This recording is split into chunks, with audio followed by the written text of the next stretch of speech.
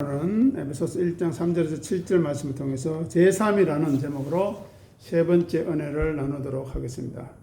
우리는 지난 시간에 죄사함은, 그리고 우리가 하나님의 사람이 되기 위해서는 먼저 죄의 용서에 대한, 우리가 어떤 죄를 용서받았는가에 대한 인식이 먼저 있어야 된다는 것입니다.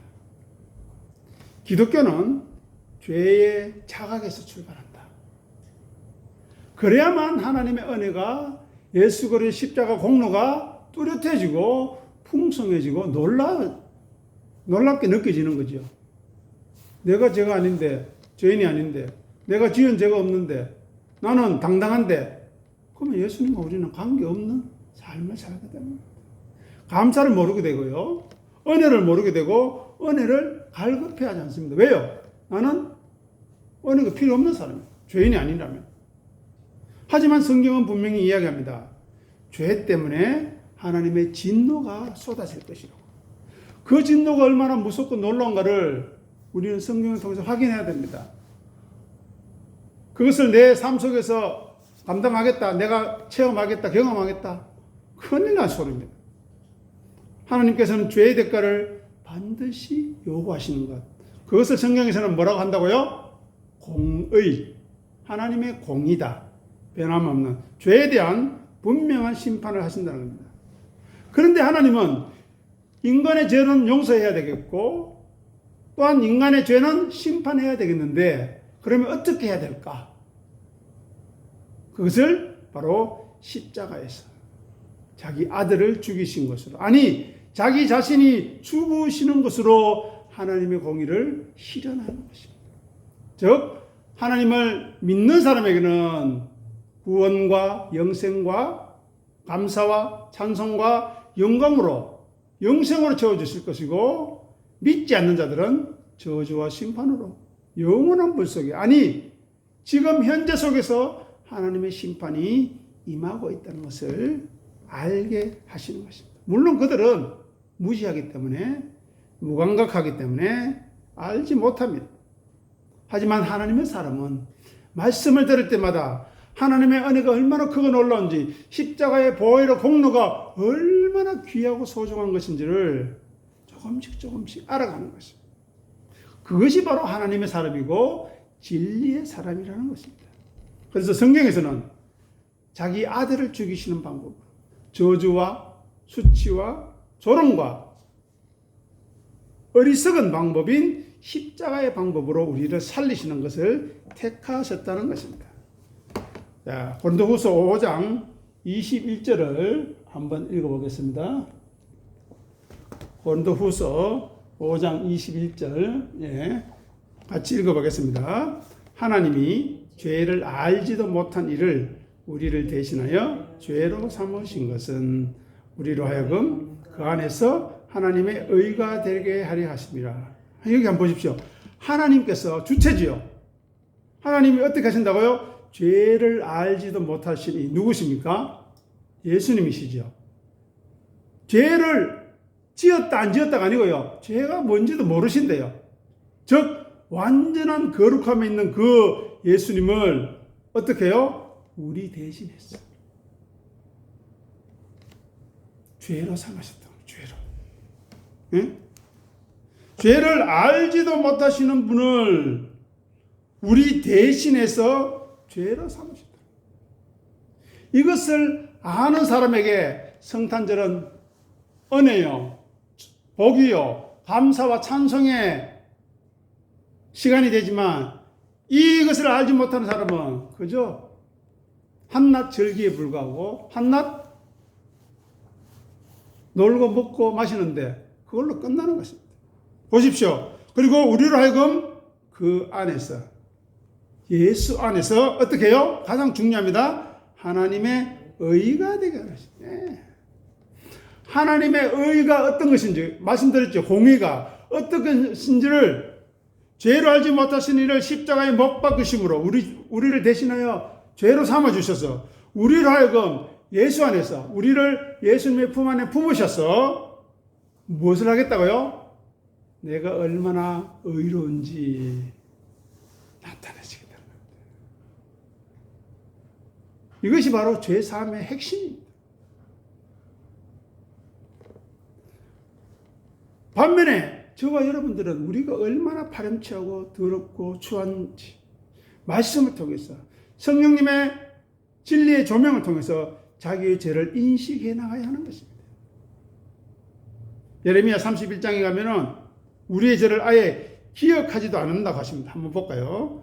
예레미야 31장 34절 읽어보겠습니다. 그들이 다시는 각기 이웃과 형제를 가리켜 이르기를 너는 여호와를 알라 하지 아니하리니 이는 작은 자로부터 큰 자까지 다 나를 알기 때문이라. 내가 그들의 악행을 사하고 다시는 그의 죄를 기억하지 아니하리라. 여호와의 말씀이니라. 아멘. 보십시오. 우리는 이웃과 형제들에게 이르기를 뭐라고 합니까? 여호와를 알라는 것은 뭡니까? 진리를 알라는 것 아닙니까? 이거 뭡니까? 한마디로 말하면 전도입니다. 전도. 여호와를 알아야 된다. 하나님을 알아야 된다. 전도를 해야 되는데 나중에 되면은 그럴 필요가 없다. 왜? 다 나를 안돼요. 작은 자나 큰 자나 다 나를 알기 때문이라. 그리고 우리의 악행을 사하시고 죄 사하시고 다시는 그 우리의 죄를 어떻게 해요? 기억하지 아니하신다. 누구한테요? 예수 안에서 우리 대신하여 죄를 삼으신 우리, 은혜를 입은 우리, 그래야 내가 얼마나 하나님 앞에 죄인 중에 개수인가, 성도 중에서 가장 작은 자인가를 아는 사람, 그 사람의 죄를 기억하지 않는다. 그러면 어떻게 될까요? 예수님처럼 거룩해지는 거죠. 예수님은 죄를 알지도 못했는데 우리는 죄를 지었는데 그 죄를 하나님이 기억 안 하신다. 없는 것이다. 아, 나 아무개 죄 모른다.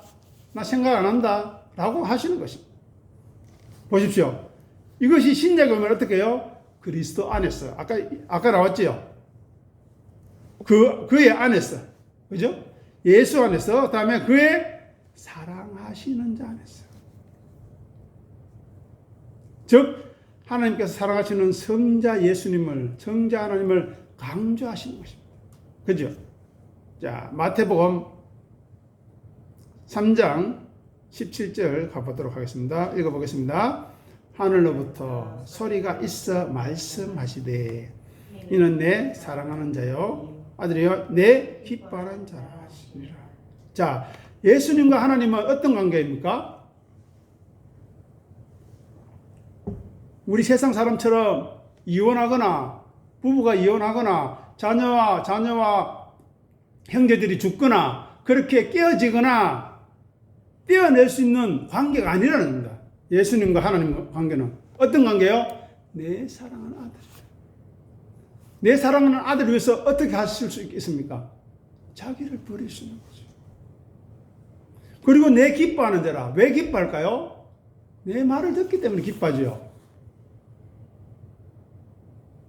자녀가 부모의 말을 기쁘게 순종하고 그 뜻을 깨닫고 행해 보십시오. 얼마나 기쁩니까? 자녀가 부모의 말을 들어도 기쁜데 자녀가 하나님의 말씀을 깨닫고 어머니의, 아버지의 믿음을 따라서 진리를 따라 행하는 것을 볼 때 얼마나 기쁘겠습니까? 그 기쁨이 바로 내 기뻐하는 자라. 왜요? 예수가 나의 영광을 위해서, 내 뜻을 이루기 위해서 십자가에 순종하기까지 죽으시기 때문입니다. 제가 여러 번 말씀드렸지만 예수님은 이 땅에 오신 것 자체가 고난입니다. 그렇죠? 하늘 영광 모든 것을 다 버리시고 비우시고 오신 그 자체가 고난이에요. 그런데 그것도 모자라서 십자가에 죽이시기까지 하는 그 사람 때문에 저와 여러분들이 지금 예수님을 알게 된 것입니다. 정말 아멘입니다. 그러면 그 예수님이 누구신가 한번 생각해 볼 필요가 있겠죠. 히브리서 1장 3절 한번 읽어보겠습니다. 이는 하나님의 광채시요 그 본체의 형상이시라. 그의 능력의 말씀으로 만물을 붙드시며 죄를 정결하게 일을 하시고 높은 곳에 계신 지극히 크신 이의 우편에 앉으셨느니라. 이거 보십시오. 하나님의 영광의 광채라, 빛이라는 빛. 하나님의 영광을 나타내는 빛이라는 거예요. 그러니까 저와 여러분도 우리를 통해서 하나님의 빛이 보여야 돼요. 하나님의 얼굴이 보여야 돼요. 하나님의 사랑이 보여야 된다는 거예요. 어떻게 해요? 내가 비워지고 낮아짐으로. 아니, 저분이 왜 저렇게 욕심 없이 사심 없이 기쁘게 저렇게 섬길 수 있지? 자기 것을 내놓아서 다른 사람들에게 구제할 수 있지? 나는 못하겠는데 어떻게 저렇게 가능할까라는 것을 보여줄 수 있다는 거예요. 왜요? 내 것이 아니라 하나님의 것인 것을 알기 때문에 기꺼이 내놓으시는 거예요. 다음에 뭐예요? 본체 누굽니까? 하나님이죠. 하나님의 형상. 형상은 뭐라 그랬습니까? 하나님의 하나님다움. 여러 가지 어려운 신학적 내용 말고요. 하나님다우심. 뭘 형상이라. 그리고 그 능력의 말씀으로 어떻게 한다고요? 만물을 붙드신다. 우리를 붙들어 주신다. 우리를. 지금 우리도. 그죠? 그러니 우리는 죽음 앞에서 흔들릴 이유가 없습니다.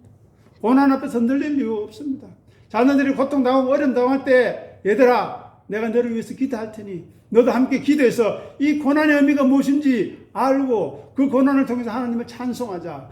그 하나님의 은혜를 기다리자. 그 하나님께 영광을 돌리자 할 때 하나님이 얼마나 기뻐하시겠습니까?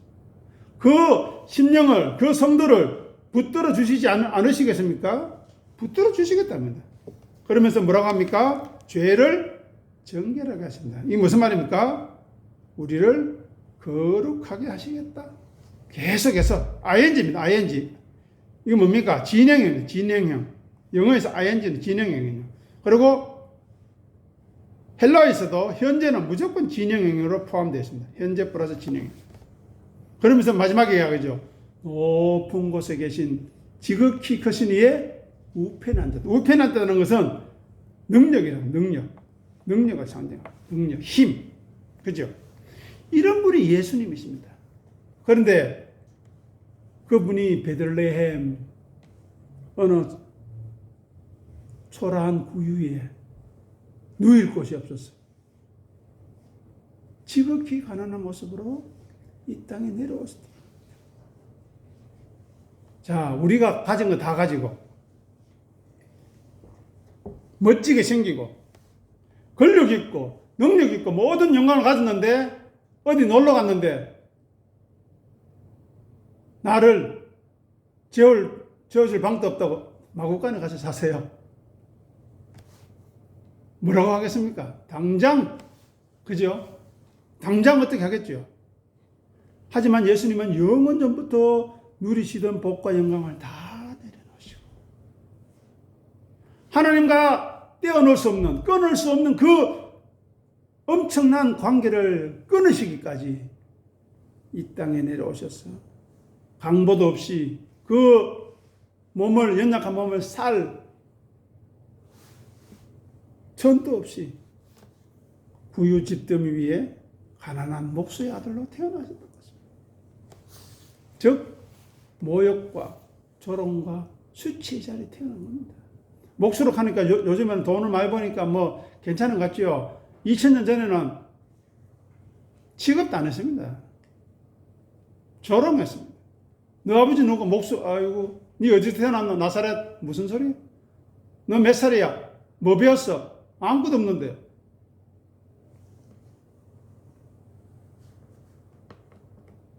하지만 하나님께서는 이 모든 것을 아시고 예수님을 보내셨는데 무엇 때문에요? 우리의 죄사함을 위해서.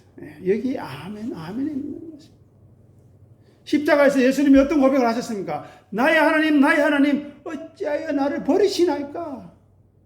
라는 고백까지 했습니다. 너무 고통스러워서 이 지경까지 이 지경까지 낮아지신 예수님을 생각해요. 자, 우리와 하나님과는 죄가 있기 때문에 끊어진 관계가 있기 때문에 이거는 뭐 버려도 상관없는 거예요. 하지만 예수님과 하나님은 한 몸이시기 때문에 이 두 분만이야말로 진정으로 깨어지는, 분리되는 극한의 경험을 할 수 있는 거죠.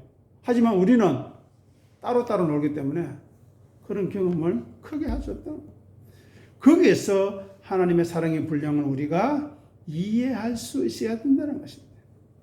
자, 요한복음 17장 23절 읽어보겠습니다. 곧 내가 그들 안에 있고 아버지께서 내 안에 계시어 그들로 온전함을 이루어 하나가 되게 하려 함은 아버지께서 나를 보내신 것과 또 나를 사랑하신 같이 그들도 사랑하신 것을 세상으로 알게 하려 함이로소이다. 아멘. 보세요. 예수님이 우리들 안에 있답니다. 우리들 안에. 지금 우리 안에 있습니까? 어떻게 알 수 있을까요? 네? 우리 안에 있는 걸 어떻게 알 수 있습니까? 지금 말씀을 듣잖아요. 말씀으로 오신 예수님이 내 안에 있는 겁니다. 그죠? 그 말씀이 아멘이 되고 감사가 되고 기쁨이 되는 것이 바로 예수님 안에 있는 거예요. 그것이 놀라운 비밀이고 하나님 은총입니다. 그런데 안에 있고 아버지께서도 안에 있죠. 하나 되죠. 그래서 우리도 보세요. 우리도 온전함을 이루어 하나가 되게 하시겠다. 그 이유가 뭡니까? 아버지께서 나를 보내신 것과 나를 사랑하신 것. 하나님이 예수님을 얼마나 사랑하시고 또 우리의 죄를 위해서 왜 이 땅에 보내셨는가를 아는 것. 그것을 우리도 어떻게 해요? 알게 하라. 어떻게 한 거요? 사랑하신 것. 우리를 얼마나 사랑하신 것을 세상이 하나님을 알지 못하는 놈들이 마귀들이 우리들을 얼마나 사랑하는지 알기 때문에 어떻게 할까요? 질투하죠. 예.